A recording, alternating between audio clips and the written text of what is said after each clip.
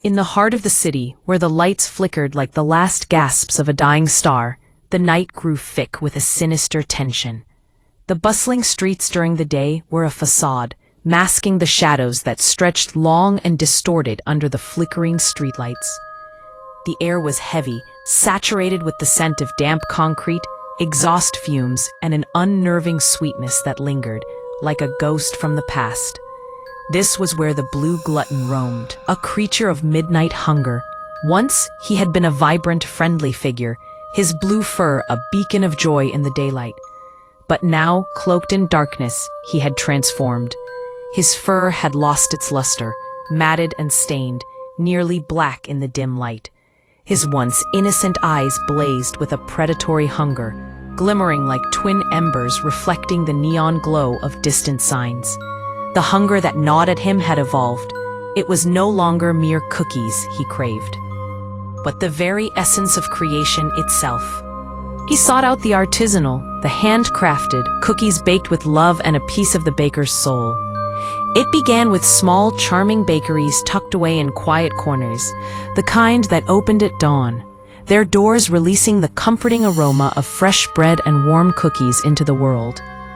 At first, the incidents were mere break-ins, a shattered window, a ransacked till, and always only one cookie missing. A single, perfectly formed cookie. No cash taken. No other pastries disturbed. Just that one exquisite treat. Always one. Detective Miller, a man worn down by the city's relentless pulse, was assigned to the bizarre cases. Just a weirdo with a sweet tooth, his captain grumbled dismissively. Yet Miller, with a keen eye for detail, could see the pattern, a deliberate precision in the thefts. The strange, faint blue fibers left behind began to haunt him, unsettling in their consistency. Then, the stakes rose. The bakery break-ins continued, but now the bakers themselves began to vanish. The first was Mrs. Gable, famed for her ginger snaps. Her shop lay open, the smell of burnt sugar still clinging to the air, her apron neatly folded on the counter, and a single ginger snap missing from the cooling rack. A blue smear marred the floor, stark against the grimy tiles. A chill gripped Miller's spine. It was clear this was no ordinary cookie thief, determined to solve the mystery. He began nighttime stakeouts, fueled by lukewarm coffee and a gnawing dread. One fateful night, outside the Sweet Spot, a bakery renowned for its triple chocolate chunk cookies, he witnessed something that would forever change him. A hulking, shadowy figure, impossibly blue under the moonlight, was not breaking into the bakery, but licking the window, savoring the very air inside. Miller's blood ran cold. He knew this being was not human.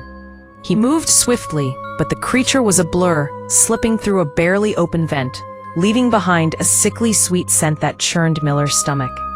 He charged into the bakery, gun drawn, only to find emptiness. The till remained untouched, but on the counter lay a single, plain cookie, devoid of any embellishments, alongside a small silver locket that belonged to Sarah, the baker. The blue fibers were now omnipresent, iridescent strands clinging to everything. After sending the fibers to the lab, the results came back. Unknown organic material, highly concentrated pigment, possibly from dense fur. The disappearances escalated.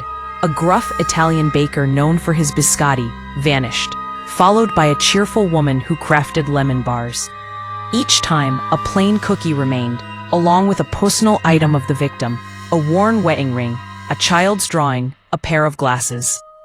Each clue painted a horrific picture in Miller's mind. The essence was not just in the cookies. It was in the bakers, their passion, memories, and life force poured into their creations. He discovered the Blue Glutton's lair in an abandoned warehouse on the city's fringes. Inside, the air was thick with a cloying sweetness, the floor coated in a fine, blue dust shimmering under the beam of his flashlight.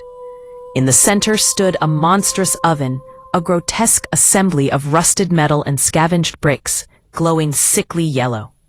Surrounding it were hundreds of perfectly round, plain cookies, each a morbid portrait of lost lives, patterns imprinted on their surfaces depicting the essence of their creators. Then he saw the Blue Glutton, a wretched figure by the oven, stirring a bubbling vat with a crude ladle. His once vibrant fur had almost entirely vanished, replaced by patches of gray, leathery skin. His eyes burned like coals in a hollow face, his mouth a gaping, toothless maw twisted in a rictus of eternal hunger. "You come for cookie?" he rasped, his voice a dry grinding sound. "Cookie, almost perfect. Just need more essence." Miller lifted his gun, hands trembling. He fired, but the shots echoed in the vastness, swallowed by silence. The glutton merely stumbled, emitting a low, gut-wrenching hum of agonized need, before lunging at him in a horrifying blur. The fight was a blur of sensations, the stench of burnt sugar, the feel of matted fur, and those burning eyes. When Miller regained consciousness, he found himself in a hospital bed, bruised and battered. The warehouse lay in ruins, the oven destroyed, the blue dust scattered to the winds. Yet no body was found. Miller never returned to the force. The blue dust lingered in the corners of his vision, and the sickly sweet scent haunted him. Late at night, he sometimes heard it, a faint, rhythmic tapping. Tap, tap, tap, like a tiny hammer on glass. On his doorstep, he began to find a single, perfectly round, plain cookie. Its surface bore faint, familiar patterns, a haunting reminder of lives lost. And the hunger persisted, not for cookies, but for the essence, the memories, the very fabric of the city itself.